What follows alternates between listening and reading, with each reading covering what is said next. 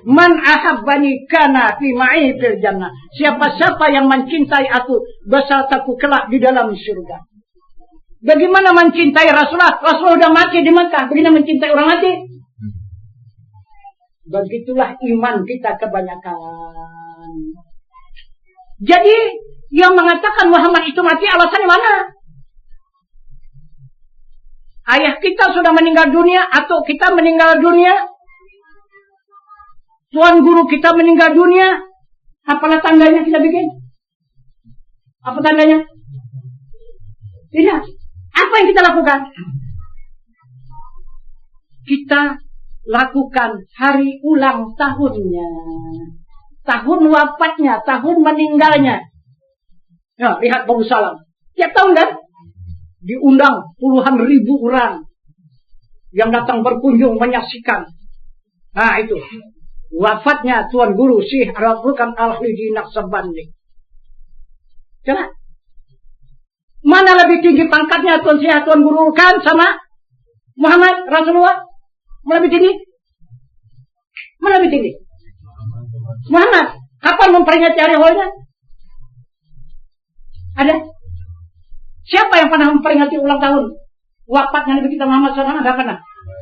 Enggak ada. Jadi kalau tidak pernah diperingati, jadi Muhammad tetap hidup kan? Kenapa? Maka tidak tahu kalau Muhammad masih hidup. Kenapa? Betul itu. Kalau tak kenal itu betul itu. Karena tak tahu maka tak sayang. Karena tak kenal maka tak cinta. Itu tidak salah pepatah itu.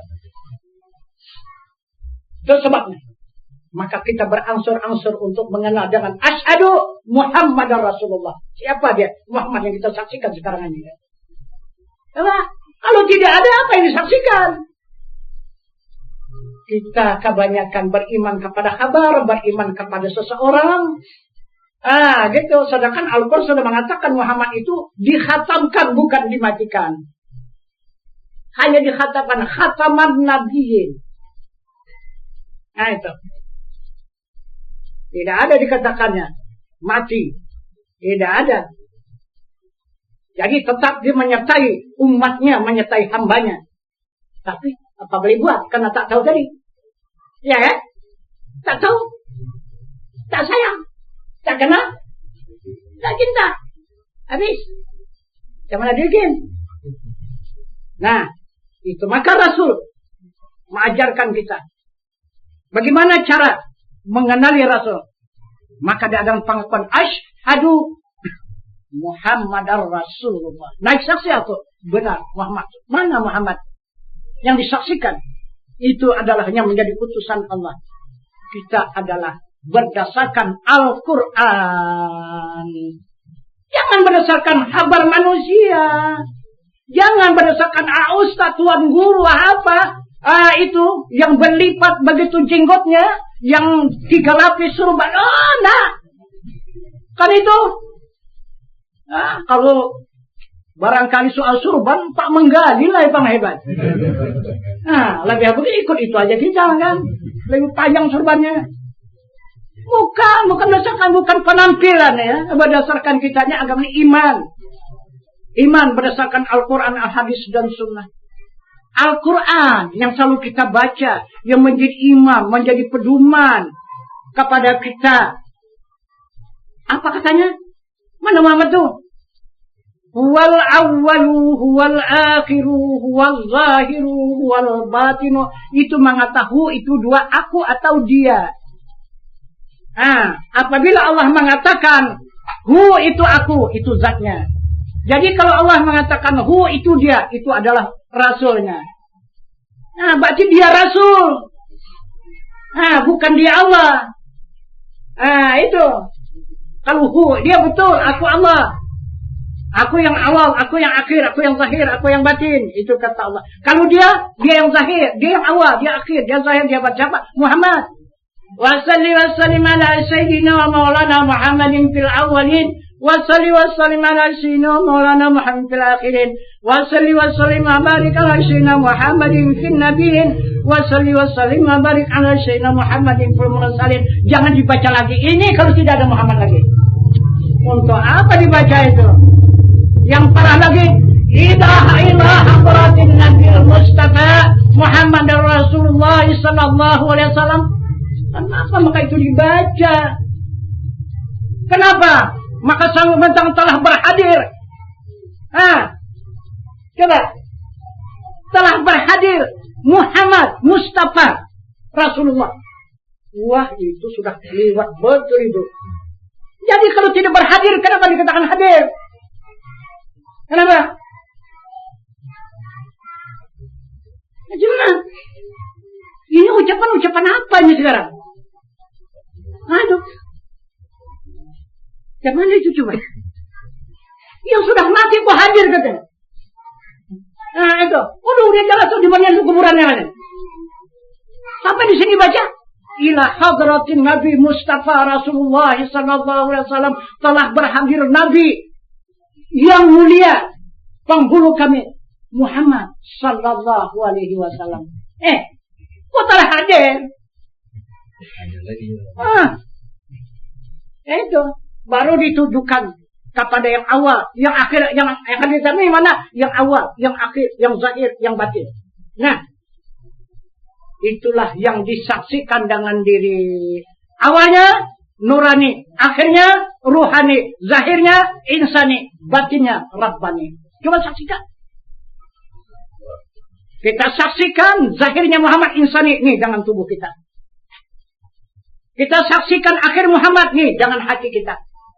Kita menyaksikan awal Muhammad nurani, ini jiwa kita.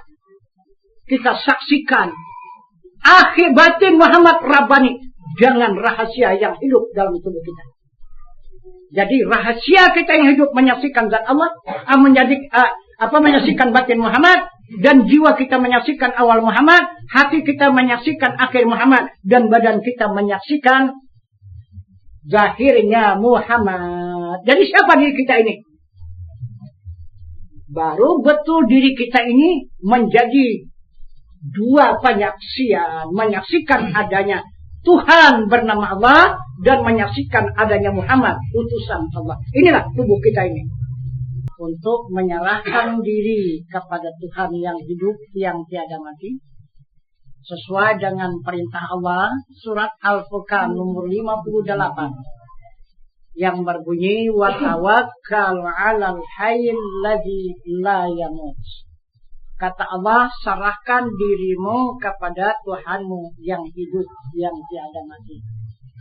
Jika kita sudah ikhlas menyerahkan diri kepada Allah Subhanahu wa Ta'ala sesuai dengan perintahnya, sesuai dengan petunjuk Rasulnya, maka Allah akan melimpahkan diri kita untuk mengasuhnya kepada Rasulnya. Nah, maka masuklah kita ke dalam buayan Rasulullah. Utlubul ilma minal mahdi ilal lahdi. Tuntut ilmu dari buayan hingga ke liang lahat. Maka dimaafkan Allah kekurangan daripada kehusuan kita melakukan salat itu. Kita lakukan saja seberapa adanya, seberapa bisa. Maka sudah diakui Allah salat yang khusyuk. Jika ada syafaat Rasul, jika ada tanggung jawab Rasul. Nah, jadi pertanggungjawaban Rasul itulah penyerahan diri kita kepada Allah. Akan Allah serahkan kepada Rasul untuk mengasuh. Sesuai dengan awal diri kita lahir ke dunia ini, diutus oleh Allah melewati ibu kita. Dilahirkan oleh ibu kita, maka dijaminnya kita tidak berdosa. Nah, itu. Tidak berdosa sampai akhir balik. Dijamin oleh Allah. Nah itu.